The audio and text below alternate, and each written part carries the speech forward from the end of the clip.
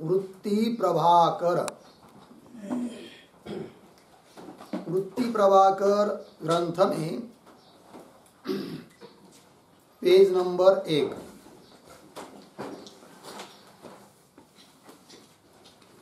प्रथम प्रकाश प्रथम शीर्षक।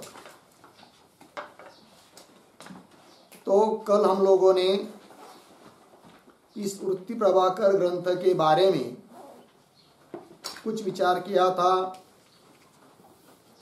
इस ग्रंथ के लेखक कौन है और उनका थोड़ा चरित्र भाग देखकर फिर मंगलाचरण के श्लोक पर दोहे पर विचार किया था।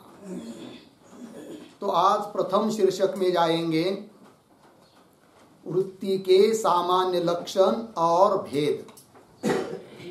ठीक है। तो वृत्ति का लक्षण क्या है और वृत्ति के भेद कितने हैं, इस बात का विचार कर रहे हैं। अब तो देखो भाई, अहम ब्रह्मास्मि या वृत्ति से कार्य सहित अज्ञान की निवृत्ति और परमानंद की प्राप्ति होवे हैं, यह वेदांत का सिद्धांत है। मिली पंक्ति। तो देखो भाई, तो अहम ब्रह्मास्मि यह एक वृत्ति है।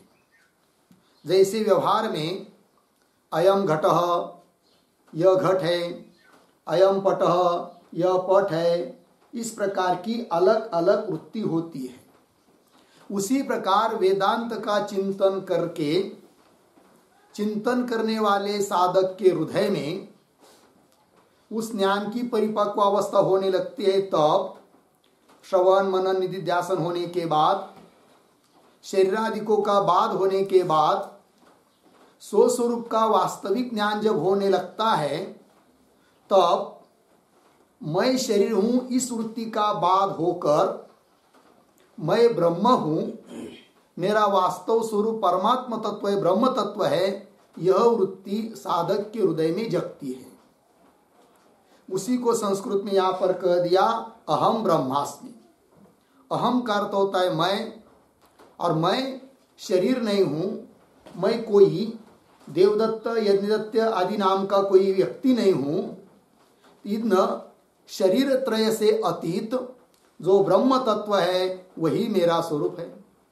अतः वृत्ति जगती है। जैसे अज्ञान काल में मैं देवदत्त हूं, मैं यज्ञदत्त हूं, मैं सोमदत्त हूं, इस प्रकार की वृत्ति जगती है।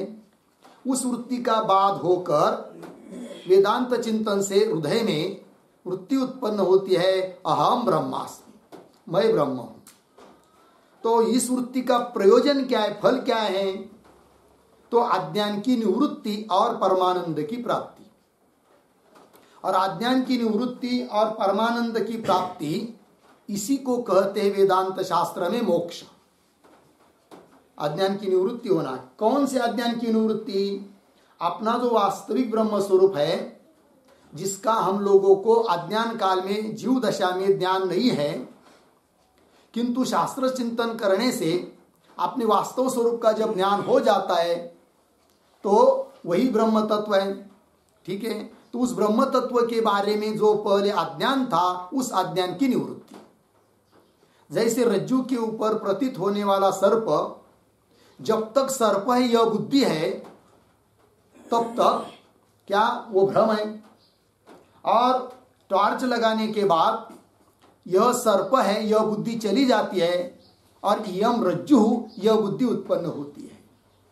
यह दोरी है, रज्जु है, रस्सी है। तो यह रज्जु है, यह वृत्ति उत्पन्न होने के बाद होता क्या है? रज्जु के बारे में जो सर्प दिखते समय अज्ञान था, उस अज्ञान की निवृत्ति होती है। रज्जु के बारे में जो अज्ञान, उस अज्ञान की निवृत्ति और रज्जु की प्राप्ति। उसी प्रकार देहादिकों का बाध होने के बाद और अहम ब्रह्मास्मि वृत्ति जब जग जाती है, तब अपने स्वरूप के बारे में जो अज्ञान था, उस अज्ञान की निवृत्ति और परमानंद स्वरूप जो ब्रह्म तत्व है उसकी प्राप्ति। यद्यपि वो हमेशा प्राप्त ही है, किंतु प्राप्त होता हुआ भी प्राप्त ऐसा लगता नहीं है, बीच में भ्रम हो चुका है, तो भ्रम निवृत्ति हुई। देहादिक विषय जो भ्रम था कि मैं देह हूं, इस भ्रम की निवृत्ति हुई और स्वस्वरूप का ज्ञान हुआ। इसी को कहते परमानंद की प्राप्ति। तो अज्ञान की निवृत्ति और परमानंद की प्राप्ति, जिसको कहते मोक्ष, वो प्राप्त होता है वृत्ति से। कौन सी वृत्ति से? तो उस वृत्ति का स्वरूप बताया, अहम ब्रह्मास्मि। तो पंक्ति दे रहे, अहम ब्रह्मास्मि या वृत्ति से कार्य सहित अज्ञान की निवृत्ति। अज्ञान की निवृत्ति होती है, किंतु केवल अज्ञान की निवृत्ति नहीं होती, अपितु अज्ञान और अज्ञान का कार्य दोनों की निवृत्ति होती है। जैसे दृष्टांत में यह रज्जु है, इस प्रकार की बुद्धि उत्पन्न होने के बाद रज्जु विषयक अज्ञान वो भी निवृत्त होता है, और उस अज्ञान का कार्य जो सर्प, उसकी भी निवृत्ति होती है।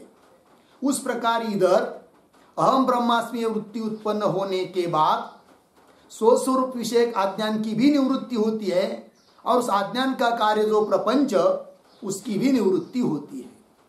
प्रपंच की निवृत्ति होना मतलब प्रपंच का अदर्शन होना, यह बात नहीं, किंतु प्रपंच दिखता हुआ भी उसके बारे में जो सत्यत्व बुद्धि है वो रहती नहीं है। ठीक है, तो ये कह दिया फिर अहम ब्रह्मास्मि वृत्ति से कार्य सहित अज्ञान की निवृत्ति और परमानंद की प्राप्ति होवे है। लग गया पंक्ति। यह वेदांत का सिद्धांत है। आगे तहा मतलब इस प्रकार का वेदांत सिद्धांत जान लेने के बाद क्या? तहा यह जिज्ञासा होवे, उस समय यह जिज्ञासा जग जाती है, जानने की इच्छा। जिज्ञासा का मतलब होता है जानने की इच्छा। क्या जानने की इच्छा होती है भाई? तहा यह जिज्ञासा होवे है कि वृत्ति किसको कहे है, एक बात, और वृत्ति का कारण कौन है, दूसरी बात, और वृत्ति का प्रयोजन क्या है, तीसरी बात। और आगे कर याते वृत्ति प्रभाकर नाम ग्रंथ लिखे है। ठीक, तो वृत्ति इतना बड़ा फल यदि वृत्ति का है तो वृत्ति किसको कहे हैं, अर्थात वृत्ति का स्वरूप क्या है, पहला प्रश्न। वृत्ति किसको कहे मतलब वृत्ति का स्वरूप क्या है। और दूसरा प्रश्न है वृत्ति का कारण कौन है, किस कारण से वृत्ति उत्पन्न होती है, तो वृत्ति का कारण कौन है, दूसरा प्रश्न। अर्थात वृत्ति के सामग्री के बारे में प्रश्न, दूसरा प्रश्न हुआ।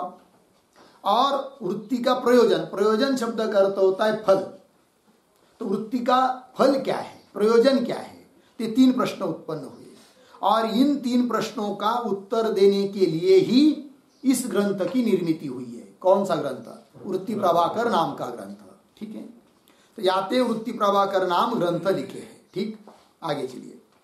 अंतकरण का, आप वृत्ति की व्याख्या कर रहे, लक्षण क्या लक्षण है वृत्ति का, कह रहे अंतकरण का और अज्ञान का जो परिणाम सो वृत्ति कहिए है। ठीक है जी, ये वृत्ति का लक्षण है, ध्यान में रखना है, चाहे उसमें अधोरेखा करके रख सकते हैं, लेकिन उसमें और परिवर्तन होगा। देखिए पहले अंतकरण का और अज्ञान का जो परिणाम सो वृत्ति कहिए।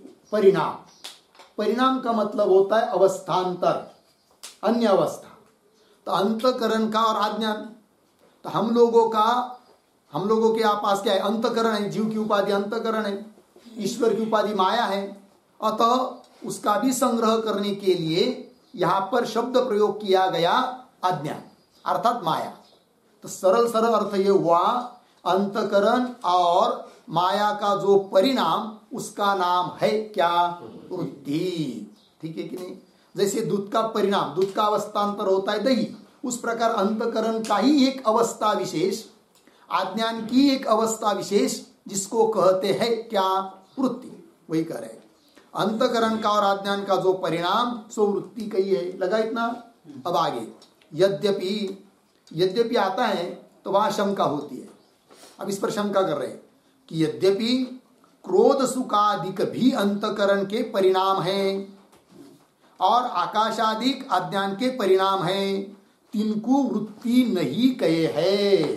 यहां तक फिर आगे आ रहा है तथापि से उत्तर देंगे, किंतु शंका का क्या भाव है वो समझ लेंगे। तो शंका करने वाले का अभिप्राय यह है, वो कहता है कि अरे भाई तुमने अभी जो वृत्ति का लक्षण किया। क्या लक्षण किया? अंतकरण का परिणाम और अज्ञान का जो परिणाम उसको वृत्ति कहते हैं। ये क्या किया? वृत्ति का लक्षण किया। ठीक। किंतु बहुत सारे अंतकरण के ऐसे परिणाम हैं, बहुत सारे अज्ञान के ऐसे परिणाम हैं जिनको तो वृत्ति शब्द से कहा नहीं गया कहीं पर, और तुम्हारा लक्षण तो वहां जा रहा है। अर्थात तुम्हारे वृत्ति के लक्षण की क्या हो रही है? अतिव्याप्ति है कि नहीं?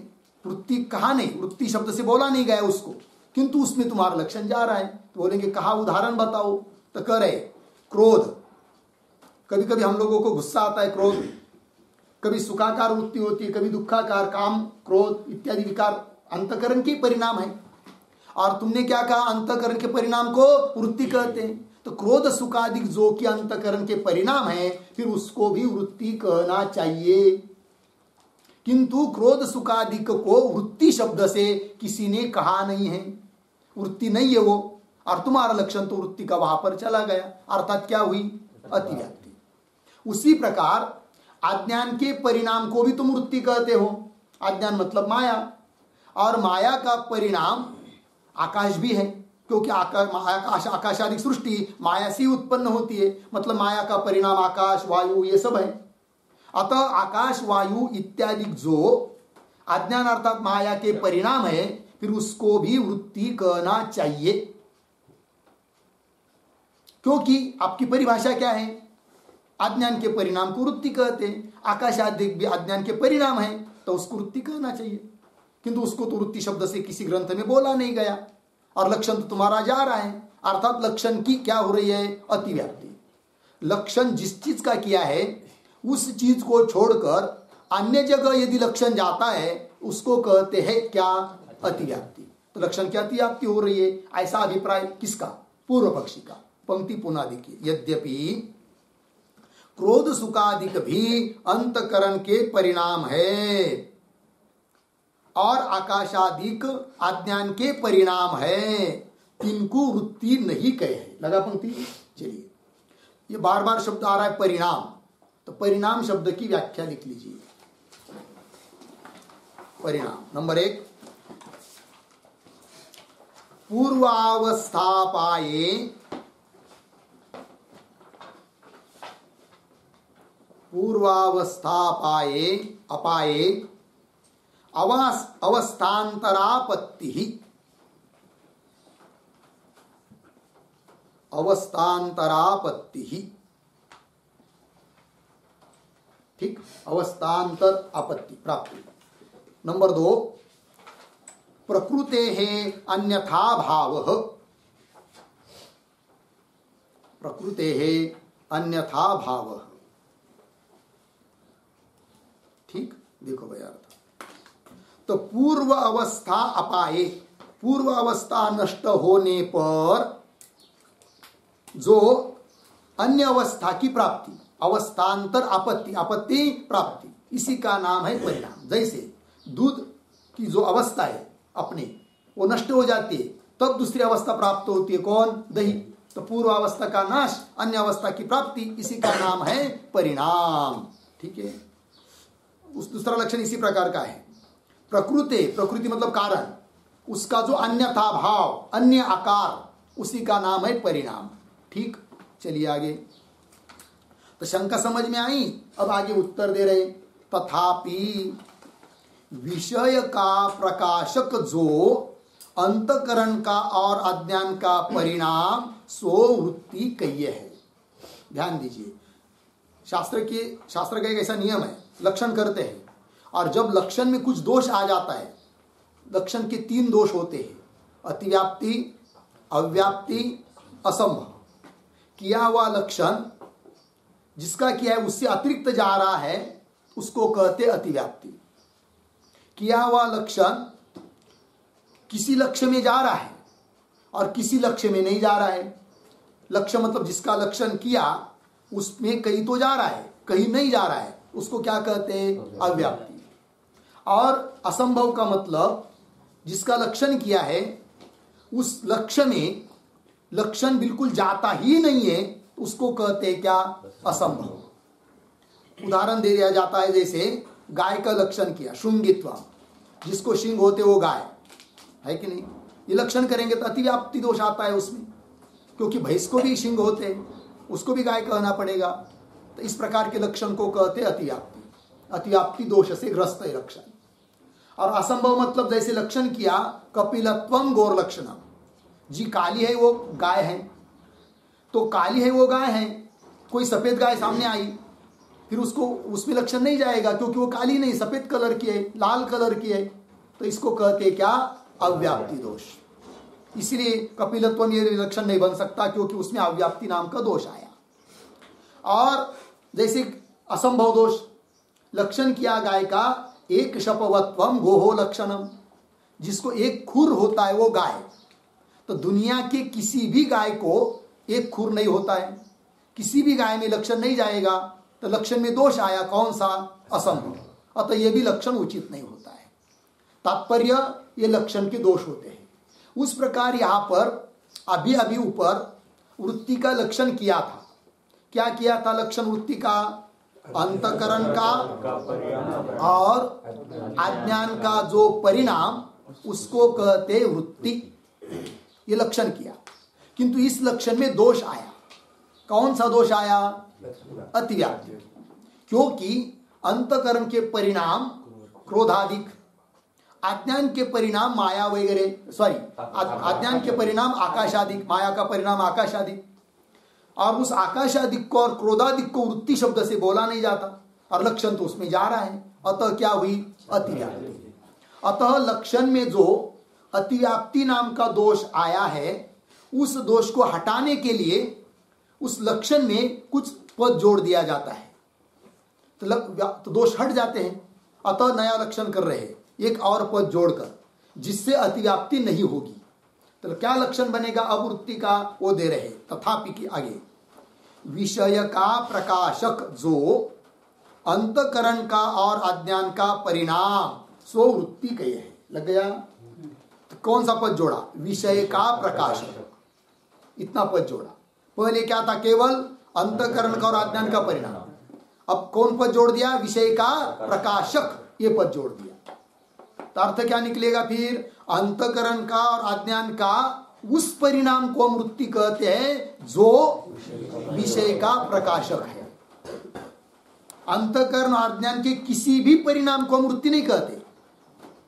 बहुत सारे परिणाम हो सकते हैं अंतकरण के, बहुत सारे परिणाम हो सकते हैं अज्ञान के, किंतु उन परिणामों में से उस परिणाम का नाम वृत्ति है जो विषय का प्रकाशन करता है। ठीक है, वही कह रहे। तथापि विषय का प्रकाशक जो अंतकरण का और अज्ञान का परिणाम सो वृत्ति कहिए। लग गया? अब अतिव्याप्ति नहीं होगी। अतिव्याप्ति कहाँ हो रही थी? क्रोध सुखादिक में और आकाशादिक में। तो अब नहीं होगी, क्योंकि क्रोधाकार, क्रोध जो है अंतकरण का परिणाम क्रोध है, क्रोध से किसी विषय का प्रकाशन होता है क्या? नहीं होता है कि नहीं? सुख दुख से किसी और दूसरे प्रकार पदार्थ का प्रकाशन होता है क्या? किसी का प्रकाशन नहीं होता है। अतः वो अंतकरण का परिणाम होने पर भी उसको वृत्ति नहीं कहेंगे, लक्षण नहीं जा रहा, अभी अतिव्याप्ति नहीं हो रही है। और अज्ञान का परिणाम जो आकाश, उस आकाश से किसी का प्रकाशन होता है क्या? नहीं, आकाश अपने महिमा में किसी को प्रकाशन नहीं करता है, अतः उसमें भी लक्षण नहीं जाएगा। फिर अंतकरण का जो ज्ञान रूप परिणाम है, जैसे अयम घटः, तो अयम घट यह अंतकरण का ही परिणाम विशेष है और उससे घट का प्रकाशन हो रहा है। अयम मठः, इस अंतकरण के परिणाम से मठ का प्रकाशन हो रहा है, मठ का बोध हो रहा है। अतः अयम घट अयम मठ इत्यादि जो अंतकरण का परिणाम, उसको हम कहते हैं क्या? वृत्ति। थोड़े में क्या? ज्ञान रूप जो अंतकरण और अविद्या का परिणाम, उसका नाम है वृत्ति। ठीक, पंक्ति देखिए। क्रोध सुखादि रूप जो अंतकरण के परिणाम, अर्धविराम, तीनते, तीनते मतलब उससे, किससे? क्रोध सुखादिक से किसी पदार्थ का प्रकाश होवे नहीं, किसी पदार्थ का बोध होवे नहीं, अर्धविराम, होवे नहीं के बाद, तैसे ही उसी प्रकार आकाशादिका भी नहीं प्रकाशे होवे, ऐसा है ना। इस ग्रंथ में क्या हुआ है, थोड़ी सी प्रिंटिंग मिस्टेक हुई है बहुत जगह, तो चलते चलते हम लोग उसकी दुरुस्ती भी करते जाएंगे। तो ये जो पंक्ति पढ़ रहा हूं देखिए, तैसे ही आकाशादिका, ऐसा पद है ना, तो काना खोड़ दीजिए, आकाशादिक इतना ही चाहिए।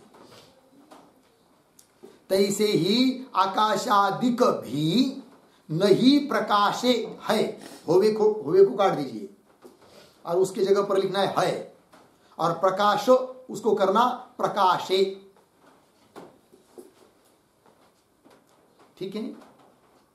अब वाक्य पुनः पढ़ता हूं, तैसे ही आकाशादिक भी नहीं प्रकाशे है, मतलब क्या, अज्ञान का परिणाम जो आकाशादिक, उससे भी किसी चीज का प्रकाशन होता नहीं है। अतः आकाशादिक में अब लक्षण जाएगा नहीं, किसका, वृत्ति का लक्षण, क्योंकि आकाशादिक से, आकाशादिक अज्ञान का परिणाम है, किंतु उससे किसी चीज का प्रकाशन होता है क्या, नहीं। और हमने लक्षण क्या किया, अब विषय का प्रकाशन करने वाला जो अंतकरण और अज्ञान का परिणाम, उसको ही कहते हैं क्या हम, वृत्ति। अतः लक्षण बन गया, अतिव्याप्ति नहीं हो रही है। चलिए आगे चलिए, याते वृत्ति नहीं, इसलिए वृत्ति नहीं, कौन, क्रोधादिक और आकाशादिक वृत्ति नहीं, याते वृत्ति नहीं, किंतु फिर वृत्ति कौन है, फिर ज्ञान रूप परिणाम ते प्रकाश हो गए, अंतकरण और माया का जो ज्ञान रूप परिणाम, उससे विषय का प्रकाशन होता है, घटादि पदार्थों का प्रकाशन होता है। अतः अंतकरण और माया के ज्ञान रूप परिणाम को ही हम कहते हैं क्या, वृत्ति, वही। किंतु ज्ञान रूप परिणाम ते प्रकाश हो गए, ताही को वृत्ति कहे, अतः उसी को हम वृत्ति कहते हैं। लग गया इतना, आगे चलिए। यद्यपि सुख दुख काम तृप्ति क्रोध क्षमा धृति अधृति लज्जा और भयादिक जितने अंतकरण के परिणाम है, तीन सर्व को अनेक स्थानों में वृत्ति शब्द से व्यवहार लिखा है। फिर कोई शंका कर रहा है, यद्यपि से यहां तक लिखा है तक, तथापि के पहले क्या शंका, कि भाई कोई बोल रहा है, अरे भाई ठीक है आपने लक्षण किया, क्रोधादिक पर लक्षण नहीं जाएगा, किंतु किसी किसी ग्रंथ में यह भी तो लिखा है क्या, कि क्रोध सुख दुख काम क्रोध, इनको भी वृत्ति शब्द से कहा गया है, ठीक है। अतः उन पर तो लक्षण जाना चाहिए, फिर लक्षण तो नहीं जा रहा है आपका, ये शंका। पंक्ति पुनः देखिए, यद्यपि सुख दुख काम मतलब इच्छा, तृप्ति मतलब तृप्ति, तृप्ता तृप्ति है कि नहीं, संतुष्टि, क्रोध क्षमा, धृति मतलब धैर्य, अधृति मतलब अधैर्य, लज्जा मतलब लाज, और भय भयादिक जितने अंतकरण के परिणाम है, तीन सर्वकु अनेक स्थानों में अनेक जगह वृत्ति शब्द से व्यवहार लिखा है, वृत्ति शब्द से कहा गया है, फिर क्यों नहीं उस पर लक्षण जाने दे रहे हो।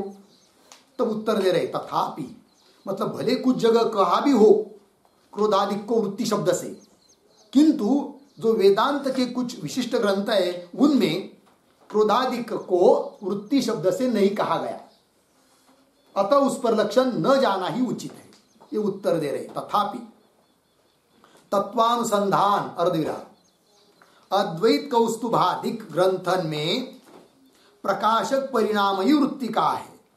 वेदांत का एक ग्रंथ है तत्वानुसंधान, ठीक है, संस्कृत में भी है, और उसके आधार पर चिद्घनानंद स्वामी जी ने इसी भाषा में लिखा है तत्वानुसंधान, जिसका हम लोगों ने एक बार अध्ययन कर चुके हैं, पर लिखा हुआ है ना। चलिए, और मूल संस्कृत में भी है, कौन, तत्वानुसंधान। चलिए, तो तत्वानुसंधान और एक ग्रंथ का नाम लिया अद्वैत कौस्तुभ, वेदांत का ग्रंथ, इत्यादि ग्रंथन में क्या लिखा है, प्रकाशक परिणाम ही वृत्ति का है, अन्य परिणाम को वृत्ति नहीं कहा। अतः क्रोध सुखादिक भले अंतकरण के परिणाम हो, आकाशादिक भले अज्ञान के परिणाम हो, किंतु उनको हम वृत्ति नहीं कहेंगे, क्योंकि जो हमारे अद्वैत के ग्रंथ है, वेदांत के ग्रंथ है प्रमुख, उनमें क्या लिखा है, प्रकाशक परिणाम को वृत्ति कहा है, ठीक है।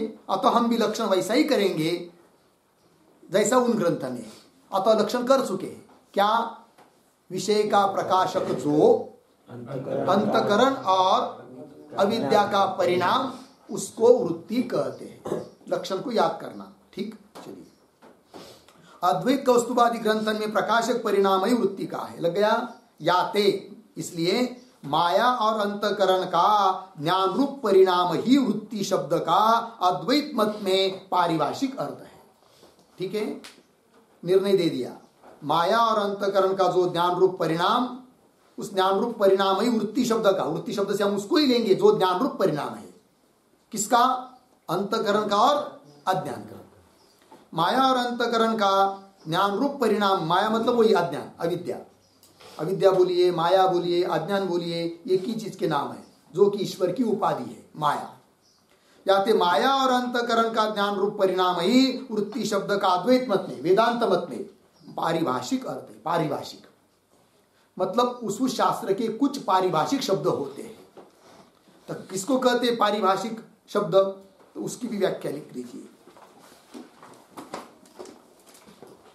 शास्त्र संकेत विशेषेण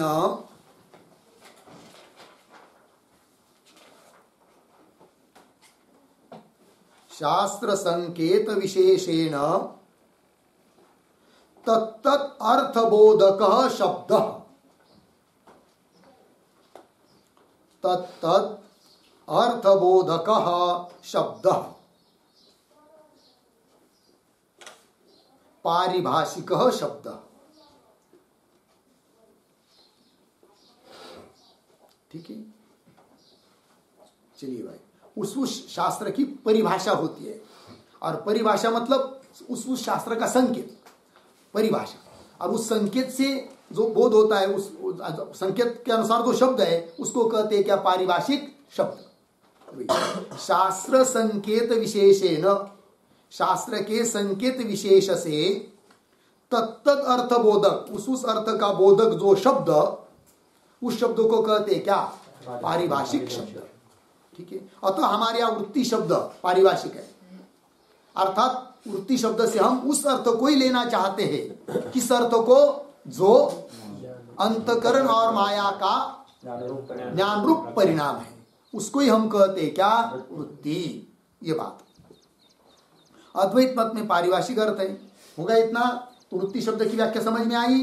अब आगे चलिए, फिर पैराग्राफ कर सकते आगे। स्ववृत्ति ज्ञान, या पैराग्राफ देना चाहिए था, नहीं दिया तो आप लोग कर सकते हैं ऐसा चिन्ह झेड़ की तरह। स्ववृत्ति ज्ञान दो प्रकार का है, पूर्ण विराम। एक प्रमारूप, दूसरा अप्रमारूप।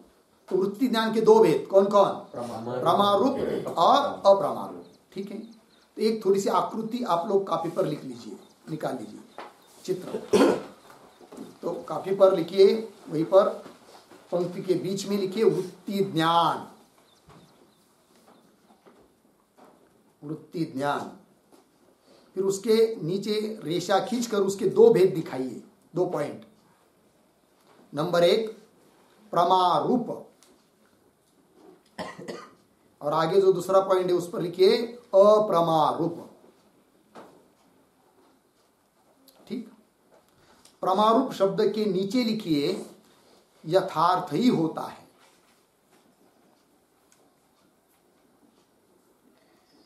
प्रमारूप ज्ञान यथार्थ ही होता है।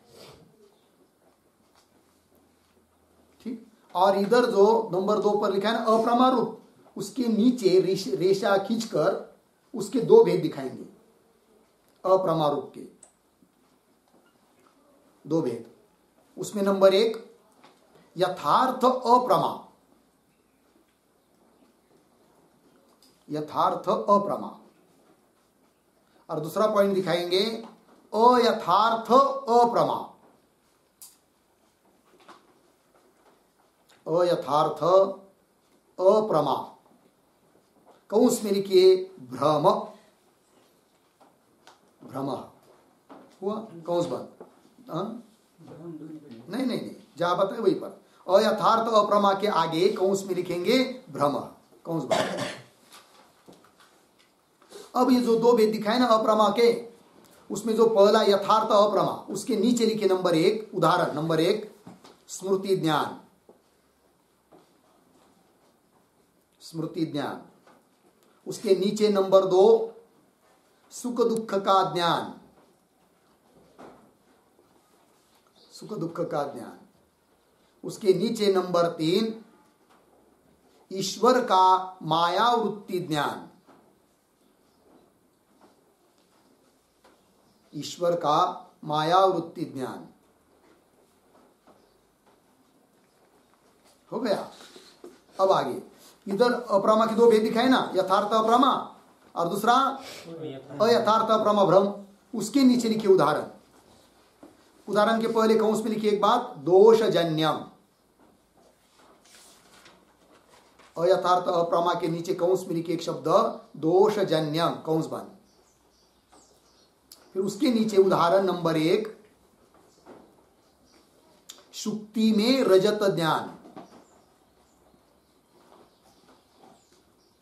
शुक्ति में रजत ज्ञान। उसके नीचे नंबर 2 उदाहरण मिश्री में कटुता ज्ञान, मिश्री में कटुता ज्ञान। उसके नीचे नंबर 3 चंद्र में लघुता का ज्ञान, चंद्र में लघुता का ज्ञान। उसके नीचे नंबर 4 अनेक वृक्षों में, अनेक वृक्षों में एकता ज्ञान।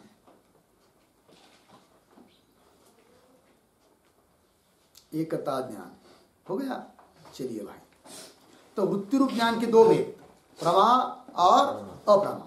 फिर अप्रमा के पुनः 2 भेद, यथार्थ अप्रमा, अयथार्थ अप्रमा। उसके उदाहरण भी दिए हैं। ठीक, अब चलिए ग्रंथ में। स्ववृत्ति ज्ञान 2 प्रकार का है, एक प्रमाण रूप, दूसरा अप्रमाण रूप। आगे प्रमा किसको कहते भाई, तो बता रहे प्रमाण जन्य ज्ञान को प्रमा कहे है। ठीक है, प्रमाण, कुछ प्रमाण होते हैं, वो 6 प्रमाण है, आगे आएगा उसका विचार। किंतु प्रमाण से उत्पन्न जो ज्ञान, उस ज्ञान का नाम है प्रमा ज्ञान। प्रमा यह ज्ञान का नाम है कि नहीं? कौन से ज्ञान को प्रमा कहते हैं? लेकिन किसी भी ज्ञान को प्रमा नहीं कहेंगे। प्रमाण से जो ज्ञान उत्पन्न होता है उस ज्ञान को कहते हैं क्या? प्रमा ज्ञान। और प्रमा ज्ञान यथार्थ ही होता है कि नहीं? चलिए आगे है, तासे भिन्न को अप्रमा कहे। तासे, उससे, जो भिन्न, उससे मतलब प्रमा ज्ञान से भिन्न जो भी ज्ञान है वो सब किसमें आता है? अप्रमा में आता है। तो 2 भेद हुआ, प्रमा ज्ञान, अप्रमा ज्ञान। प्रमाण से उत्पन्न जो ज्ञान उसका नाम प्रमा ज्ञान, और प्रमा ज्ञान को छोड़कर बाकी दुनिया की जितनी भी ज्ञान है वो सब अप्रमा ज्ञान। तासे भिन्न को अप्रमा कहे। आगे चलिए, प्रमा ज्ञान यथार्थ ही होवे। प्रमा ज्ञान, प्रमाण से उत्पन्न हुआ ज्ञान कैसा होता है? यथार्थ, व्यवहार में यथार्थ ही होता है। और अप्रमा ज्ञान 2 प्रकार का है। तो प्रमा ज्ञान तो होगा इधर। अप्रमा ज्ञान के कितने भेद? 2। कौन कौन? वो दे रहे, एक यथार्थ और दूसरा भ्रम। नकाशा में हम लोगों ने निकाल के लिखा है अप्रमा ज्ञान के 2 भेद। कौन कौन? यथार्थ, यथार्थ मतलब यथार्थ अप्रमा, और दूसरा अयथार्थ अप्रमा, जिसको कहते हैं भ्रम। कौन से लिखा ना, वही नकाशा देखकर देखिए, एक यथार्थ है, दूसरा भ्रम है। फिर भ्रम किसको कहते भाई? तो कह रहे दोषजन्य को भ्रम कहे है। जो अयथार्थ अप्रमा है भ्रम, भ्रम किसको कहते हैं? जो दोष से उत्पन्न, दोषजन्य को भ्रम कहे है। और आगे फिर, और दोषजन्य न होवे किंतु इंद्रिय अनुमानादि प्रमाणते, पंक्ति मिली क्या? प्रमाणते, आगे क्या है? अथवा, और है ना, अथवा और इन 2 शब्दों को खोड़ दीजिए, काट दीजिए, और उसके जगह पर लिखिए एक शब्द अजन्य। अजन्य। अब देखिए अर्थ, पुनः उस पंक्ति को पढ़ता हूं। और दोषजन्य न होवे किंतु इंद्रिय अनुमानादि प्रमाणते अजन्य। इंद्रिय अनुमानादि प्रमाण से उत्पन्न न हो, अजन्य। फिर किसी कारण से होवे, दूसरे किसी कारण से उत्पन्न होता है, सो यथार्थ कहिए। यथार्थ कहिए ऐसा है ना, यथार्थ और कहिए, इन दोनों के बीच में एक शब्द लिखिए, अप्रमा। सो यथार्थ अप्रमा कहिए है।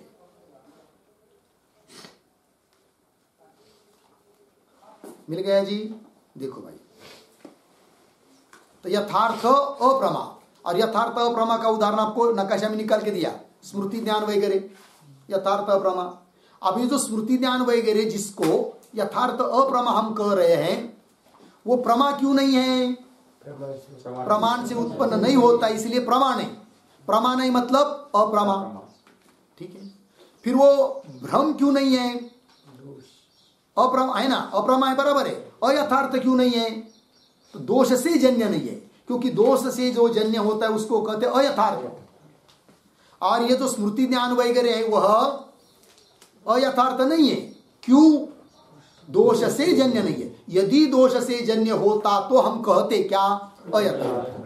किंतु दोष से जन्य नहीं है, अतः अयथार्थ नहीं, फिर क्या है? यथार्थ।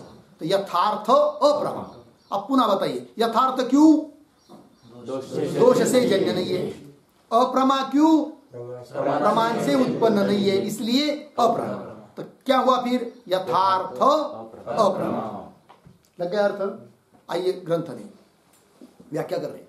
और दोष जन्य न होवे किंतु इंद्रिय अनुमानादि प्रमाणते अजन्य, अजन्य उत्पन्न नहीं होता है, किसी कारण से होवे सो यथार्थ अप्रमा कहिए। लग गया? उदाहरण दे रहे, जैसे शुक्ति में रजत का ज्ञान सादृश्य दोषजन्य है, याते भ्रम है। अयथार्थ अप्रमा का उदाहरण दे रहे अभी, भ्रम का उदाहरण। जैसे शुक्ति, शुक्ति मतलब शुक्ति शिंपला है कि नहीं, और उसमें वो रजत नहीं है, किंतु ज्ञान हुआ क्या? रजत। कैसे नदी में गए हम लोग, कई नदी में बालू होती है, वहां शिंपला शुक्ति पड़ी हुई रहती है, दूर से चमकती है, ऐसा लगता है रजत है, चांदी है, चांदी होती नहीं है, ठीक है। तो जैसे शुक्ति में रजत का ज्ञान सादृश्य दोष से जन्य है, वह सादृश्य दोष है। किसका? किसके साथ सादृश्य है? शुक्ति का और रजत का, अधिष्ठान और आरोप्य का क्या है? सादृश्य। क्या सादृश्य है? चाकचक्य, चमकना। शुक्ति भी चमकती है और रजत भी चमकता है, तो सादृश्य दोष है। तो सादृश्य दोष से वो ज्ञान उत्पन्न हुआ, अतः शुक्ति में रजत का ज्ञान कौन सा ज्ञान है? भ्रम ज्ञान, अर्थात अयथार्थ अप्रमा। अप्रमा क्यों? प्रमाण से उत्पन्न नहीं है, इसलिए अप्रमा। अयथार्थ क्यों? दोष से उत्पन्न है, इसलिए अयथार्थ। तो अयथार्थ अप्रमा। जैसे शुक्ति में रजत का ज्ञान सादृश्य दोष जन्य याते भ्रम है। और उदाहरण दे रहे, मिस्री में कटुता का ज्ञान, नकाशा में आपको निकाल के दिया है उदाहरण। मिस्री में कटुता का ज्ञान, जैसे किसी कोई व्यक्ति है, बुखार हुई, ताप आ गई, बुखार, और उसको मिश्री खाने को दिया। मिश्री मतलब शक्कर, साकर, चीनी या खड़ी साकर जो भी हो, खाने के लिए दिया, तो उसको मीठी नहीं लगती है, कैसी लगती है? कड़वी। तो कड़वी है क्या वो? नहीं। कड़वी लग रही है कि नहीं? इसका मतलब क्या है? वो भ्रम है कि नहीं? तो भ्रम है, तो दोष से उत्पन्न हुआ है। कौन सा दोष है वहां पर? पित्त दोष है, ज्वर, वही करे। जैसे मिस्त्री में कटुता का ज्ञान पित्त दोष जन्य है, इसलिए अयथार्थ अप्रमा। आगे चंद्र में लघुता का ज्ञान, ये तीसरा उदाहरण दे रहे, अयथार्थ अप्रमा का। आकाश में चंद्र है, दिखता है कि नहीं? रात में दिखता है। कितना दिखता है चंद्र? एक थोड़ा सा, एक फुट भर, थाली इतना, किंतु उतना ही चंद्र का आकार है क्या? नहीं, चंद्र का आकार तो बहुत बड़ा है, शास्त्रकार कहते हैं। और इतना बड़ा चंद्र इतना छोटा दिखता है, इसका मतलब भ्रम है। वो भी दोष से जन्य है। कौन दोष है वहां पर? दूरता दोष है, बहुत दूर है वो, इसलिए चंद्र में लघुता का ज्ञान, ये उदाहरण हुआ। और एक दृष्टांत दे रहे, अयथार्थ अप्रमा का। और अनेक वृक्षों में एकता का ज्ञान दूरता रूप दोष जन्य है कि नहीं? वृक्ष कितने हैं? अनेक, किंतु प्रतीत हो रहा है ये कई वृक्ष है। बोलेंगे कैसा? तो कभी आप लोगों ने देखे होंगे, कई बगीचा में जाएंगे तो वहां ऐसे वृक्ष लगे हुए रहते, बिल्कुल एक रेखा में। इधर से देखेंगे तो लगता है ये कई वृक्ष है कि नहीं? दूसरा उदाहरण लेना हो तो बिजली के खांब, और जो रास्ते में है ना, बहुत सारे 25-30 खांब है, और दूर से इधर से देख रहे ये कई खांब दिखाई दे रहे, उसके आड़ बाकी के दिखाई नहीं दे रहे। तो वो जो स्तंभ है अनेक है, किंतु लगता है एक है। तो अनेकों में एकता बुद्धि, इसलिए वो भी क्या है, भ्रम है कि नहीं। और यथार्थ अप्रमा है, वहां पर भी दोष है। किस दोष से जन्य है, दूरता। वही अनेक वृक्षों में एकता का ज्ञान दूरता रूप दोष जन्य है, या ते भ्रम है। तो 4 उदाहरण हुए किसके, अयथार्थ अप्रामाणिक भ्रम के। फिर बोलेंगे भाई आप तो कह रहे भ्रम उसको कहते कि जो दोष से जन्य हो, और आपका ही ग्रंथ है निश्चलदास जी महाराज जी का विचार सागर, और वहां पर एक जगह तो आपने ऐसा कह दिया है कि दोष कुछ भी नहीं है, भ्रम उत्पन्न हो रहा है, दोष से बिना भी भ्रम बताया है। फिर वहां कैसा बताया, दोष से बिना भी भ्रम होता है करके, वही शंका। और विचार सागर में दोष को आद्यास की हेतुता खंडन करी है कि नहीं। आद्यास मतलब भ्रम, और उसकी हेतुता मतलब कारणता दोष में नहीं है, अर्थात दोष से उत्पन्न नहीं होता है। कौन, अध्यास, भ्रम। ये वहां पर कहा आपने विचार सागर में, वो कैसा कह दिया फिर, ये प्रश्न पंक्ति देखिए। और विचार सागर में दोष को अध्यास की हेतुता खंडन करी, ठीक है ना। आगे देखिए, ताका यह अभिप्राय है, ताको है ना, ताको ऊपर का काना छोड़ दीजिए, ऊपर का मात्रा, ताका यह अभिप्राय है। वह विचार सागर में जो लिखा है ना, उसका अभिप्राय क्या है वो बता रहे हैं। प्रमाता प्रमाण प्रमेय के तीनी दोष अध्यास के हेतु नहीं, कोई दोष नहीं के बाद अर्धविराम, कोई दोष होवे तो अध्यास होवे है, यह वहां पर तात्पर्य है। वहां जो बताया विचार सागर में कि दोष के बिना भी अध्यास, मतलब कोई भी दोष नहीं और अध्यास, ऐसा तात्पर्य वहां नहीं है। फिर तात्पर्य क्या है कि प्रमाता प्रमाण प्रमेय दोष नहीं है तो भी अध्यास हो रहा है, इसका मतलब इनको छोड़कर और कोई दोष हो सकता है। हम ये नहीं कहते कि बिल्कुल दोष नहीं, किंतु प्रमाता दोष के बिना, प्रमाण दोष के बिना, प्रमेय दोष के बिना भी हो सकता है क्या, अध्यास, भ्रम। ये बताने का वहां पर तात्पर्य है। ये नहीं बता, ये तात्पर्य नहीं है कौन सा कि बिल्कुल दोष नहीं और अध्यास होवे, ऐसा तात्पर्य वहां पर नहीं है। ये बताया प्रमाता प्रमाण प्रमेय के तीनी दोष अध्यास के हेतु नहीं, कोई दोष होवे तो अध्यास होवे, लग गया। तो बोलेंगे यहां पर 3 शब्द आए भाई, प्रमाता, प्रमाण और प्रमेय। तो प्रमाता किसको कहते, प्रमाण किसको कहते, प्रमेय किसको कहते, तो उनकी भी थोड़े थोड़े में परिभाषा लिख लेते। नंबर 1 प्रमाता लिखेंगे, प्रमाता बराबर प्रमाणैहि, प्रमाणैहि यह अर्थम प्रमिणोति, प्रमिणोति सह, प्रमाता हुआ। आगे चलिए, दूसरा है प्रमाण, उसका प्रमाकरणम प्रमाणम, प्रमाकरणम प्रमाणम। तो प्रमाकरणम एक परिभाषा हुई प्रमाण की, दूसरी लिखी और नंबर 2, प्रमीयते अनेन इति,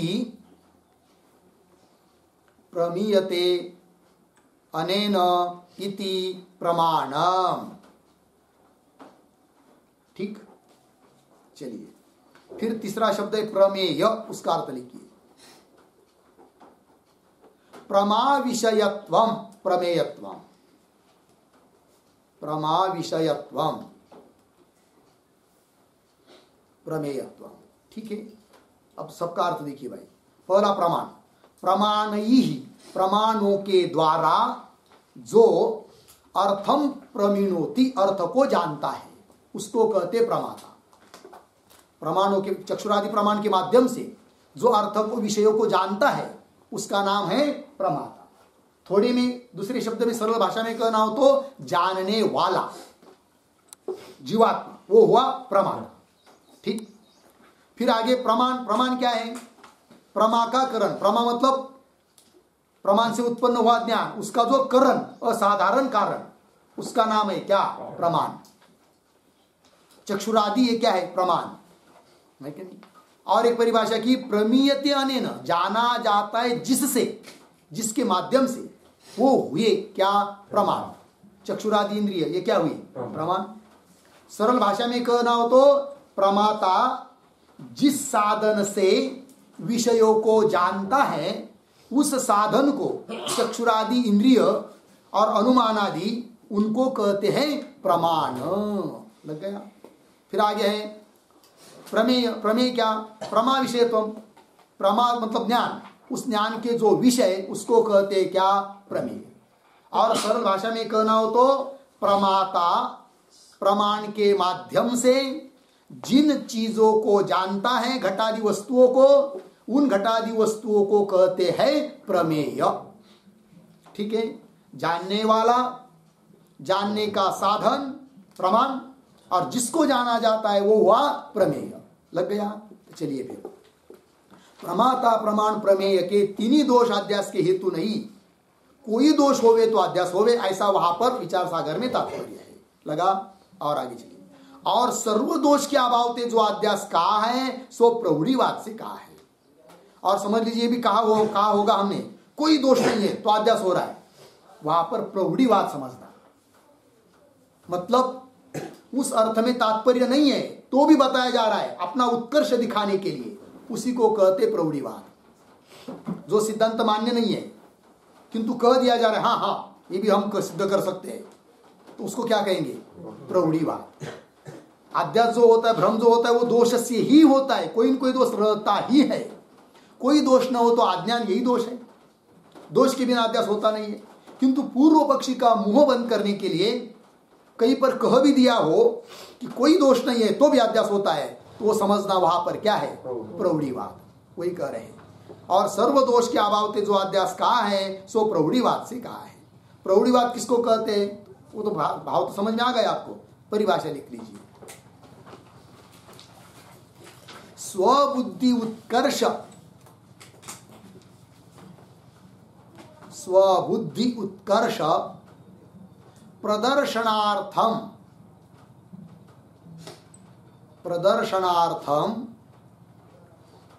अनभिमत अर्थ कथनम, अनभिमत अर्थ कथनम प्रौढ़ीवाद हो ना। अनभिमत अर्थ कथनम, अर्थ देखिए भाई, स्वबुद्धि उत्कर्ष प्रदर्शनार्थम, अपने बुद्धि का, अपने ज्ञान का उत्कर्ष दिखाने के लिए, अनभिमत जो मान्य नहीं है, दूसरे का मत, अनभिमत किंतु उस अर्थ को भी सिद्ध करना, उसका नाम है क्या? प्रौढ़ीवाद। और सर्वदोष के अभाव से जो अध्यास कहा है सो प्रौढ़ीवाद से कहा है। जहां और कोई दोष न होवे तो अविद्या ही दोष है कि नहीं? या ते दोषजन्य को भ्रम कहे, इसलिए दोषजन्य जो होता है वो भ्रम होता है। ये परिभाषा पक्की है। ठीक है ना जी? जो दोषजन्य वो क्या है? भ्रम। कोई दोष नहीं मिला तो एक दोष रहता ही है, कौन सा? अविद्या, अज्ञान। ठीक है। तो चलिए वृत्ति ज्ञान के मुख्य दो भेद दिखाए, प्रमारूप और अप्रमा। अप्रमा के दो भेद दिखाए, यथार्थ अप्रमा, अयथार्थ अप्रमा। उसमें से अयथार्थ अप्रमा उसके उदाहरण भी दिखाए।